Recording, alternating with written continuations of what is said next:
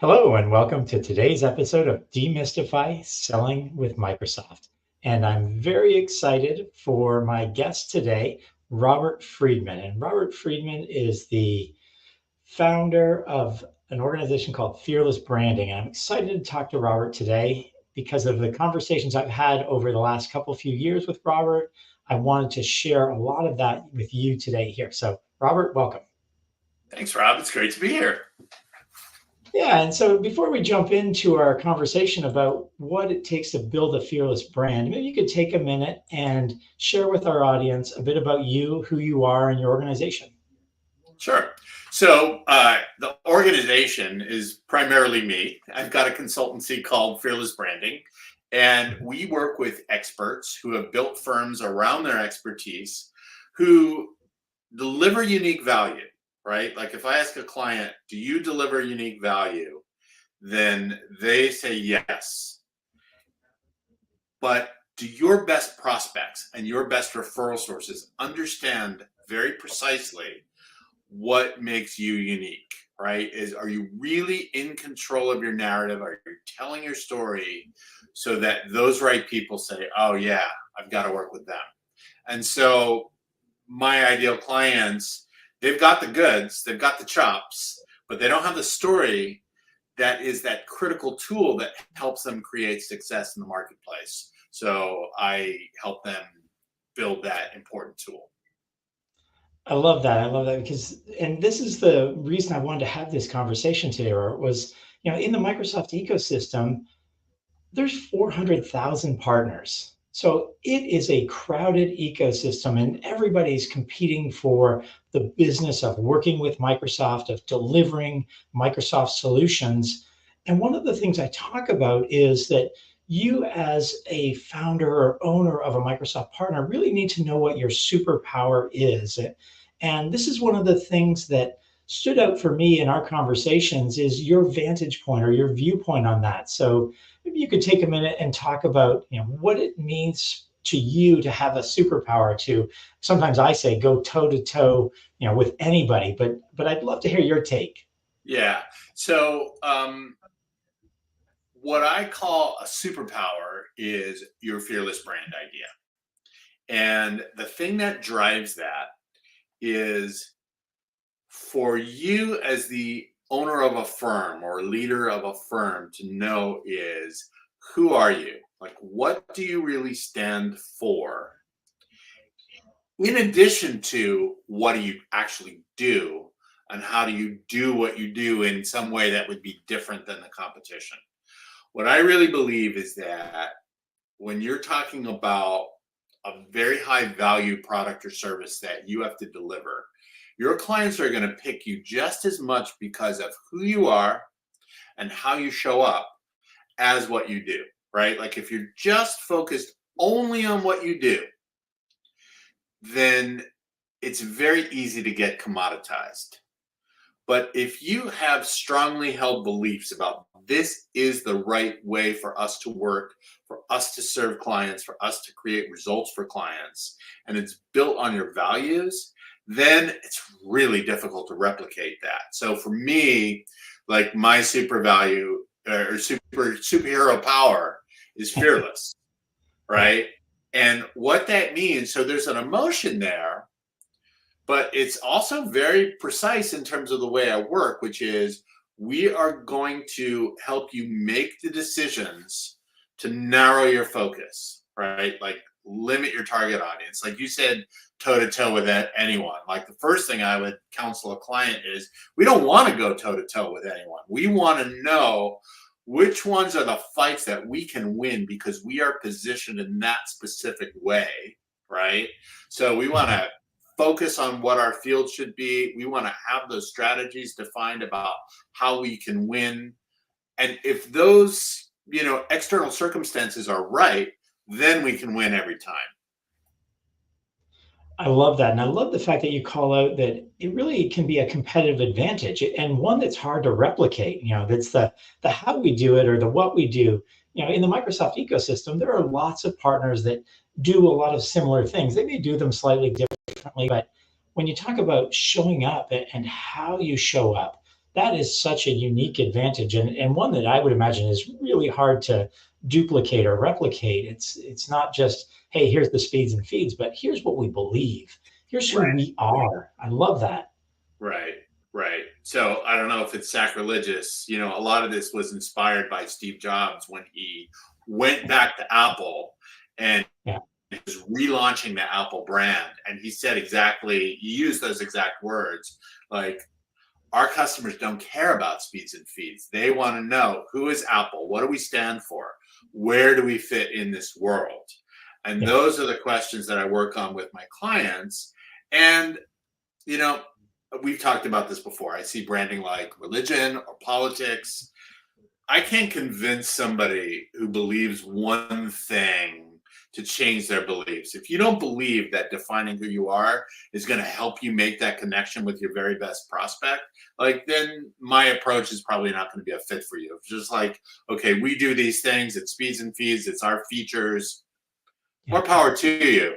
But what I have found is that when you are working to get the very best clients and you want to charge a premium, that only focusing on those functional things, it's not enough. That Right. it's a combination. I'm not saying ignore the functional. In fact, I am saying be more specific on the functional. But what I really believe is that it's the combination of the functional and the emotional joined together to create a more powerful positioning and a more powerful narrative for your firm. I love that. I love that. Well, so, we've talked about how important it is and why you want to do it.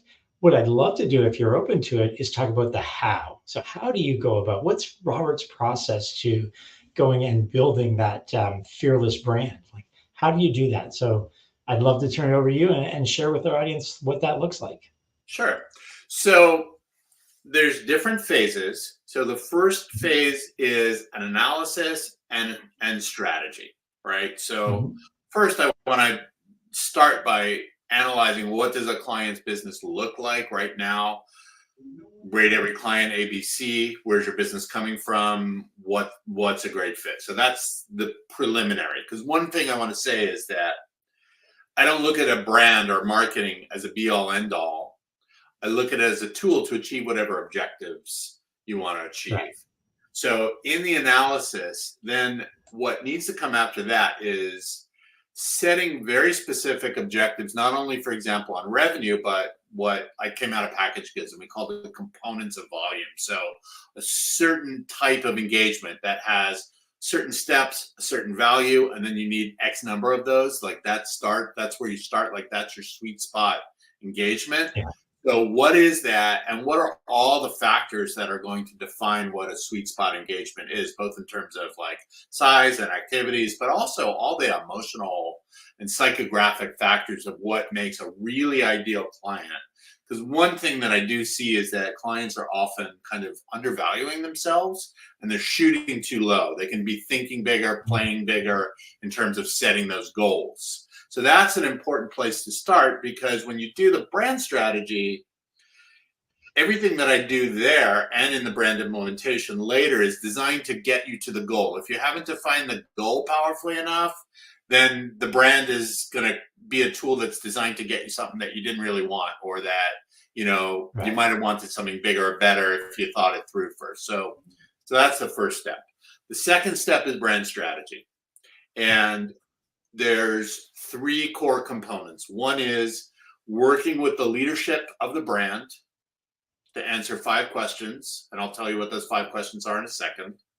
The second is understanding from the outside world. So that's clients, prospects, strategic alliances, referral sources, things like that, who that company is, right? Because there's only so much you can see, from inside yourself, right? You need that Right. external perspective to really understand strengths, weaknesses. Often those strengths are there and you're blind to them. I call it hidden value.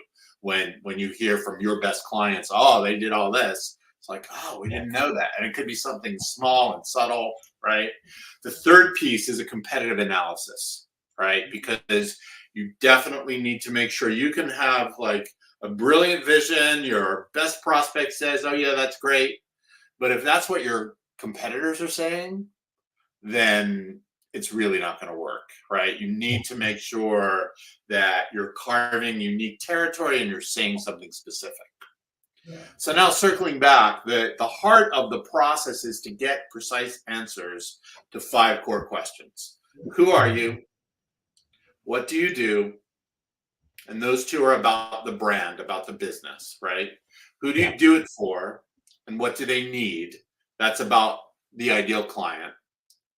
And in Yeah. terms of what they need, I call it like defining their master problem. Like what are the what's the big thing that they really need to achieve? And you need to know that, and I believe define it differently than your competitors are defining it. And then the Mhm. last question is, what do they get?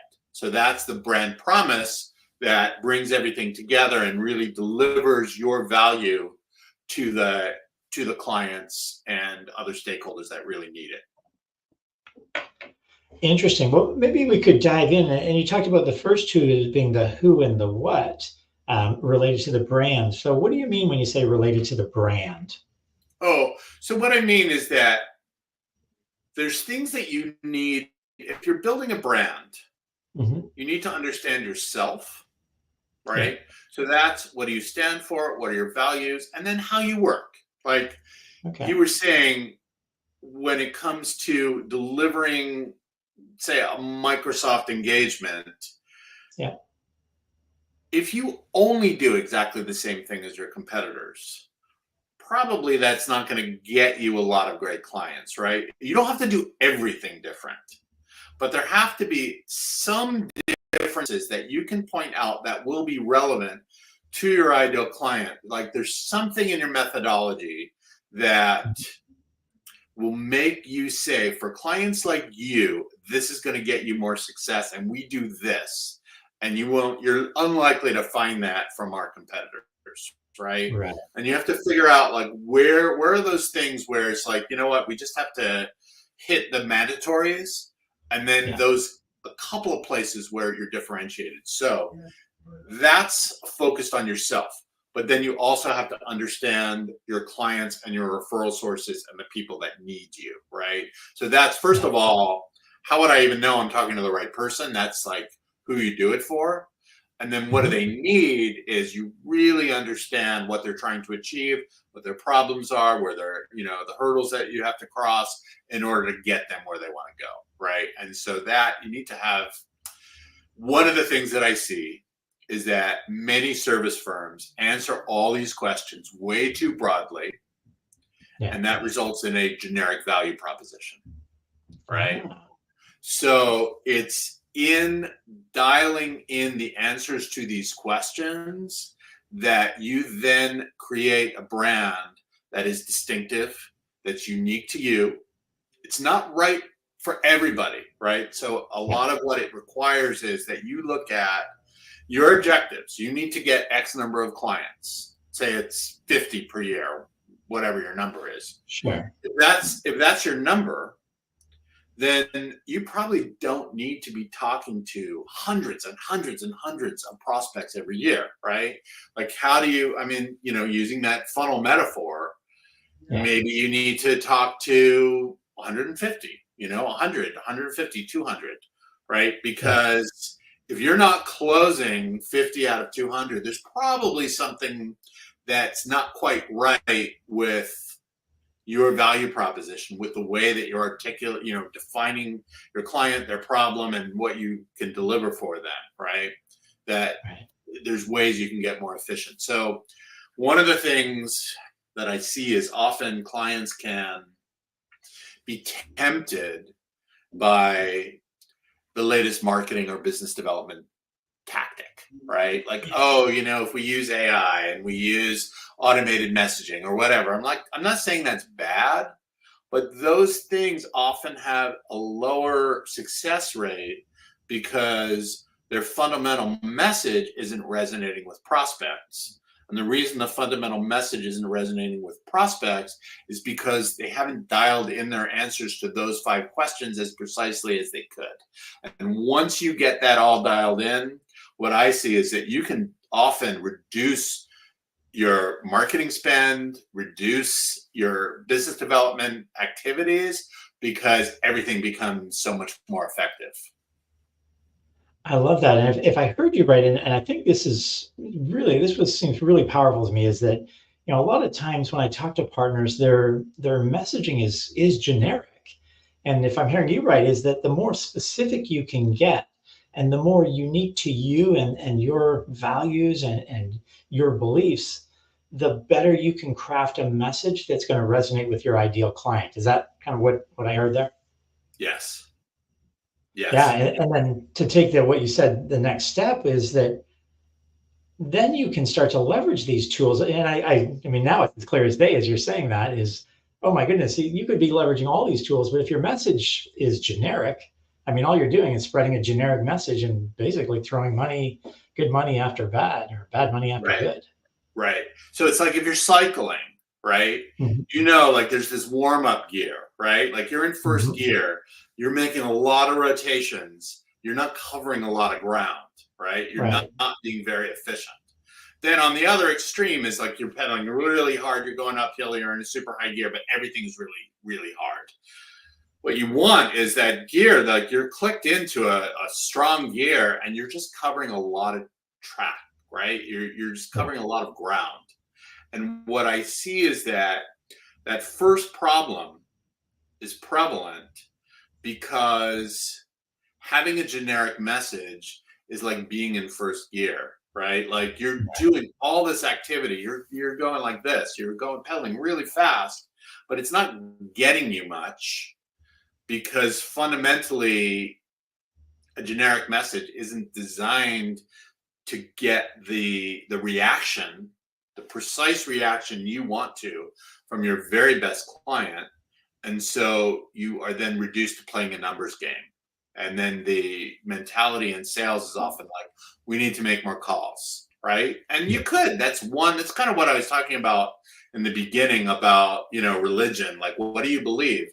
You might believe it is a numbers game. We need to make more calls. If we make enough calls, we'll get our fair share of deals.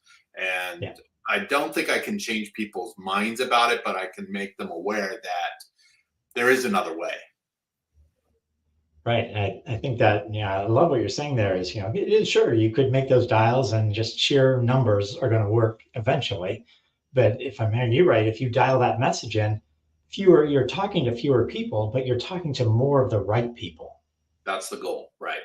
So Yeah. that's why, when I started saying even before the strategy, the analysis and the objective setting, why it's Yeah. so important to define what your objectives are, right? You never want to go. So the reason my business is called Fearless Branding is because often it feels scary to define, to limit, right? Like, why would you want to limit money coming in, right? Clients coming in, right? The the natural inclination is no, we do not want to limit clients coming in. But if what's coming in are not exactly the right ones, then you are working so hard to filter and talk and have way too many activities versus I call it setting you up for the moment of truth. If you are precisely positioned for a particular kind of client with a particular kind of problem and you articulate that before they ever speak with you, then that's the key. Like that's the tactical thing that you need to have in place in order for this strategy to work. That you need to put your stake in the ground and say, this is what we stand for, this is what we do, and not be afraid. Like, okay, well, then if somebody's not fitting into those categories, then they're not going to be interested. Well, that's okay. Right. Yeah. You're sort of having people self-select and say, look, this company or this aligns with who I am. This aligns with what I want to do. And I've got I know just having spent time with you that it reduces the friction of people coming into your sales process is that they are there because you've spoken to them, whether that's through your website or however they got to you, but they've sort of resonated with that belief system or that value system. And obviously they know that you fit into the functional components that they're looking for, Right. but more importantly, that they fit into the belief system and the value system. So I love that. Great. Well, just stepping out of the five questions for a minute, and one of the things you alluded to in your overall process is looking at the value you bring over and above, just the functional things that you may do very similar to your competitors. But how do you work with clients to start to identify some of those unique values that they bring to the market? Yeah, so that's really, where the art comes in. Mhm. I am so there's a book, I think it's even sci-fi. It's called Pattern Recognition, right? Okay. So in fact, so there's a guy, David C. Baker, who wrote a book called The Business of Expertise, who talks about when you're an expert in something, you see the same patterns over and over again. Yeah. So one of the things that I do is I spend a lot of time with my clients to really understand, like, what are all the individual data points that comprise their expertise and comprise their stories, right? So as an example, I have a client who had an advisory business that was called CEO to CEO. Mhm. But he was really focused on a very particular type of business. And he wrote a book called Mighty Mid-Sized Companies, and that book was focused on uh, growth killers in mid-sized firms. And so we realized, okay, expert on mid-sized companies, but he hadn't really leveraged that into his branding. He also had a goal of scaling his business because he had experts in various functional areas that he wanted to deploy on engagements. Yeah. So we started thinking about, okay, maybe we can leverage that. Maybe we can call it Mighty Mid-Sized. And we got this very specific reaction like, oh, this is great, except Mighty sounds like Mighty Mouse and it sounds a little cartoony. So we Yeah. knew like we were on the right strategy, but we had the wrong implementation. And then we said, okay, it needs to be mighty, but it needs to have more gravitas. And then we ended up with mastering mid-sized. And that Mhm. became the name of his company. It helped inspire subsequent books. So that's just one example of like, I, there's like no So, secret to it. There's no magic yeah. to it. But you've got to take the time to really define like where have you invested your time and energy and what are the things you've been obsessed with and how do you work and in having clients define like tell me their story. It's not like organized yet, but Yeah. then we look for those key points and then I'm always looking for the one idea that I can extract out of that, and that becomes the superpower, the central organizing principle, what I call the fearless brand idea. And so, I'm sorry, there's like no magic answer, but that's how No, that's how I do it. no, I love that. I love that it sort of takes it's individual to each person and to each company and each brand that what is it that makes you special? What is your sort of real underlying value for your perfect audience? So Right, I love that. right, So, Robert, as we're wrapping up our conversation today, if somebody's thinking, this is really kind of the path I want to start to go down, what's one thing you would recommend they dive into today before talking about some resources you have? What's one thing they should take away from today's conversation or should start to really think deeply about from today's conversation? right. So number one is answer this very basic question: What do I want, or what do we want? Mhm. And ask yourself, are we playing the right game? Could we be Mhm. playing a bigger game? Yeah. Right. One of the things that I often see is like, okay, like this type of client may be our bread and butter, but then we have a couple, or a small number of these that are at a more elite level. Yeah. I'd ask the question, like, could those bigger clients, or maybe they're more lucrative or more interesting work, represent your bread and butter as opposed to your occasional treat? So that's the first place I would start. And I then love that. Yeah. look at the gap between, where you are and where you want to be, and just start to ask yourself, are you in control of your story? Are you really defining a story that the people you need to influence and be in relationship with, like, do they see what you stand for and how you're different than your competition? And if they really see, okay, you're different, and in particular, if you're satisfied with your results, you're satisfied with the type of clients, the number of clients, then you're probably doing a pretty good job at whatever you're doing. But if you feel like there's room to improve, then I would start to ask, like, could you start to dial in your answers to one or more of those 5 questions? I love that. Those are two great takeaways from today's call. So, but if people do want to take this to the next level or to do more, how do they learn more about you, Robert? Where's the best place to go? Yeah, so go to my website. It's fearlessbranding.com. Mhm. You can send me a note. There is on my homepage, you will see the brand strength assessment. It is designed to be really quick.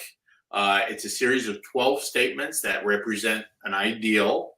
Uh, you can download that assessment, score yourself on them, send it back to me. And if you want to have a conversation, we'll see if it's a fit to have a conversation.